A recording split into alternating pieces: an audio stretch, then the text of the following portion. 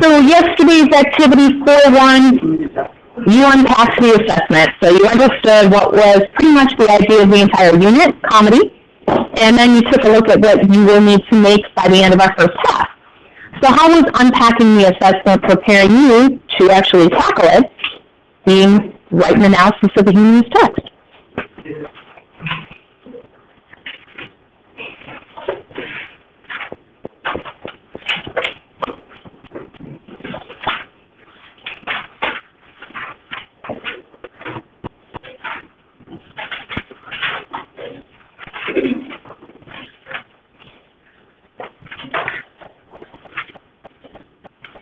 The class bookmark is up and ready for you folks, so if you didn't get a chance to fully unpack each one of those concepts the essay will be graded on, it's already up for you. 4.1 doesn't help us practice any specific concepts, so we don't have to record it for anything. So once you've got your purpose statement written, you can put the bookmark away, and you can take your springboard and open it to page 233.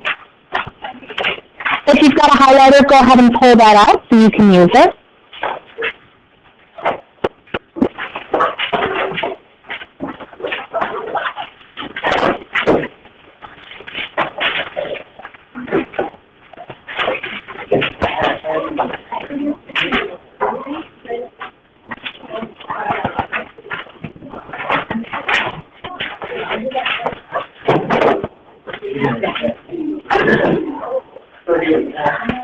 Once you're there, go ahead and diffuse the learning targets if you haven't already. So circling the verbs, underlining the meanings.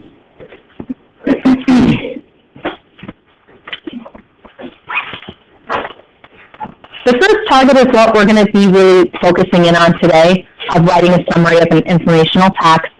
And the second target, precise diction for your own definition of humor, that'll be your focus for tomorrow. All right. So step 1 is asking you to answer a really simple question. It's a very easy, quick write. What makes you laugh? You can think of situations if you want. You can think of a film or a television show if you'd like. Doesn't need to be very long. If you want to just write notes or bullet points, you can do that as well.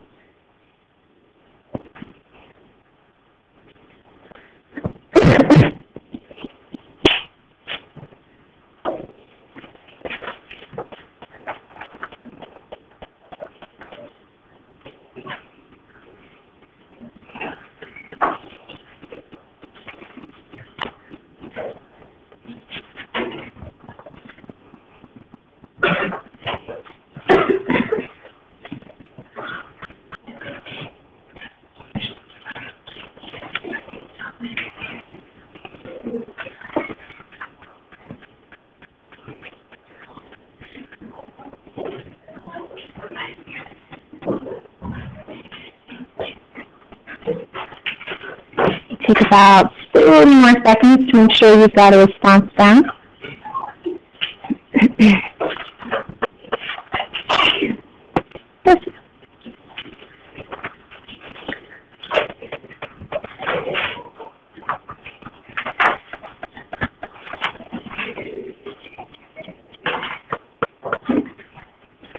All right, now step 2 is asking you to actually take a preview, skimming, and looking at the article made you laugh that you folks are going to be reading today without me. So I want you to actually see the length of this article. That's the first thing I'm going to have you look at.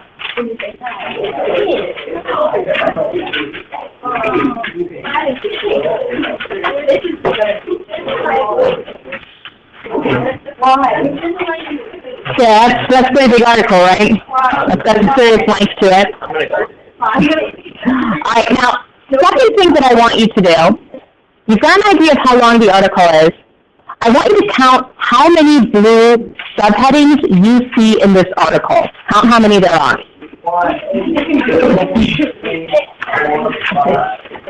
Yeah.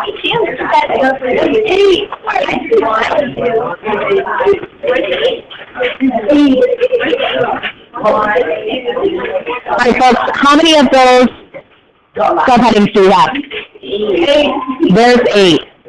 All right, now, here's not scary, but a factoid, you are going to have a quiz over the article tomorrow.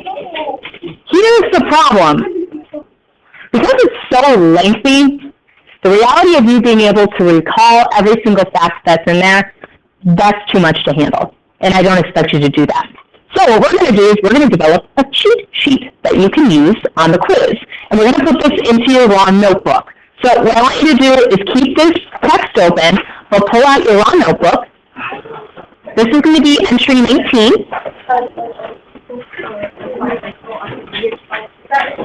I'm making it up later.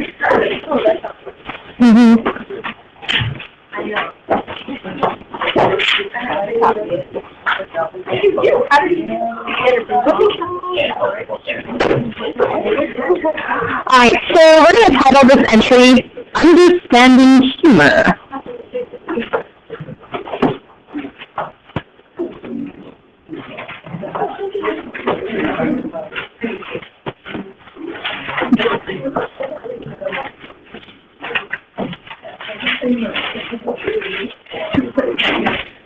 Okay, now the setup for the entry, you're going to see it verbally, but you're also going to see a visual of how it is that I want you to have it set up, just to make it a little easier for yourself.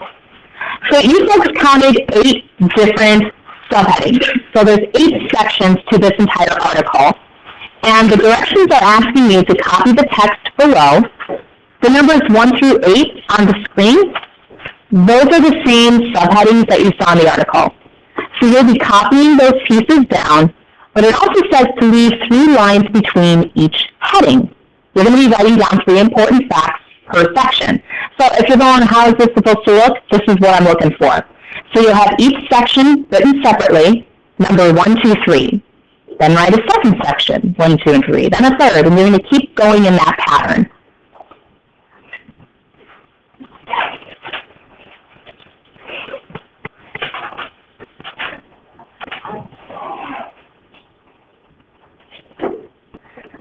Again, the numbers 1 through 8 on the screen, they're the exact same subheading titles that are in your article. So you can just flip through the text too if you want to do that.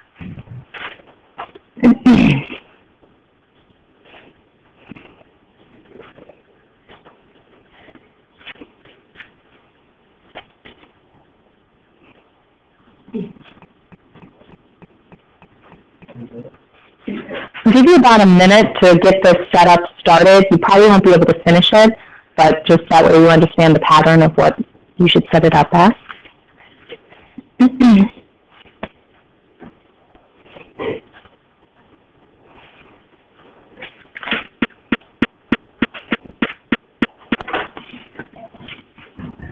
There is some major content in this article that you're going to refer back to with your EA.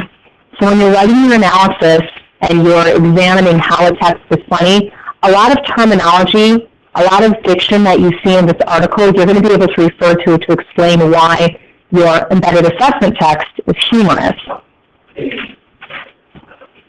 Now, obviously, one reason to have this entry is that I will cheat sheet for a quiz. But second, it's going to be your own personal reference point for when we get to the EA, so you don't have to thumb through the article. You have all the information prepped in front of you.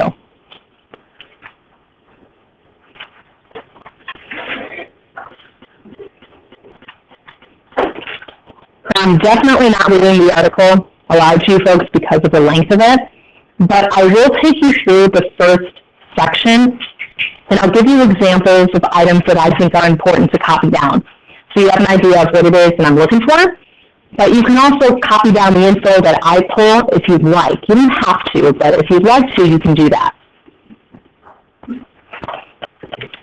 Okay, just a reminder, the numbers 1 through 8 that are on the screen that you copy, they are the article subheadings, so you can just look in your text for them. For now, what I'm going to have you do is look at the very beginning of the article itself. I'll do a little bit of a read aloud with you guys.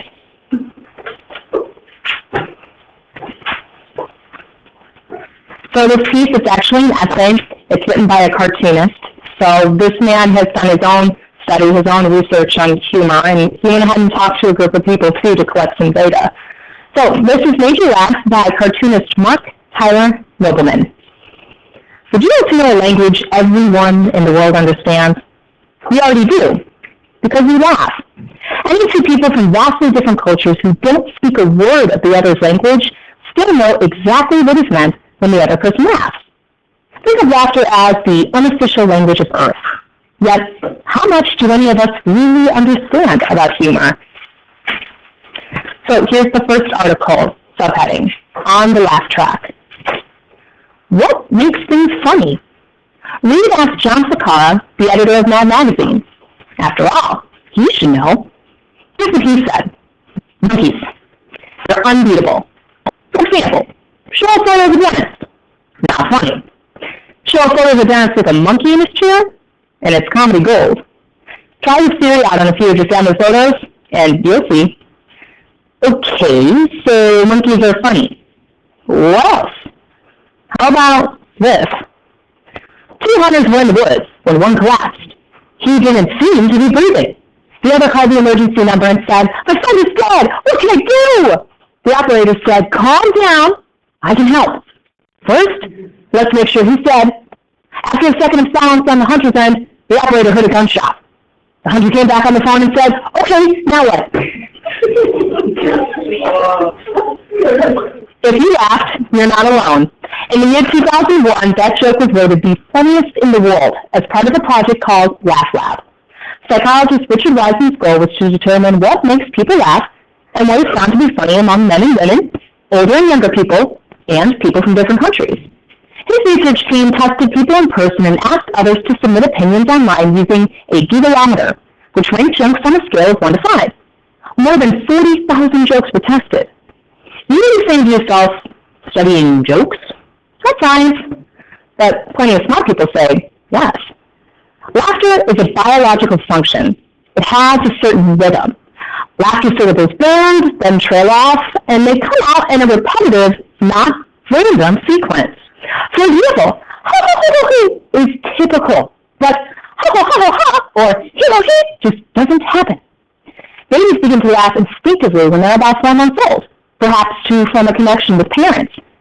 Those born blind and deaf also laugh, so laughter is not dependent on sight and hearing. Other animals, notably chimps, exhibit lifelike behavior when playing with one another. Even rats, when tickled, make high-pitched squeals that can be interpreted as laughter. As you might guess, only a dedicated few know this firsthand. Alright, so reading through that first article, that first subheading, we've got to figure out what might be 3 important pieces of info. I'm going to share with you the 3 that I felt were important. These are items that I'm trying to keep really short, concise, so that I can do an easy copy, but it's also information that I would have no idea about. So it's not common knowledge, it's something new. First thing that I thought was interesting is the idea that laughter is biological. I would never have thought of something like that. Secondly, the idea that it has a rhythm, that it's not random. Never thought of that. And there was one other factoid that I thought was unique. The idea that individuals who are blind and deaf are capable of laughter. They've never heard it in their lifetime. They've never seen a person laugh, but that they can do it? That's interesting. So I would write these pieces down in my notebook, just like how they're popping up here. I try to keep them short and sweet, no more than a sentence. And that's how I would tackle the remaining sections. So I'm going to give you guys about, let's say, 15 minutes to kind of work your way through the remaining 7 sections. You don't have to do this alone. You can absolutely work with people, share the information together. There's nothing wrong with that. So let's see how you folks are doing at the 15-minute mark. All right? Go ahead, get started.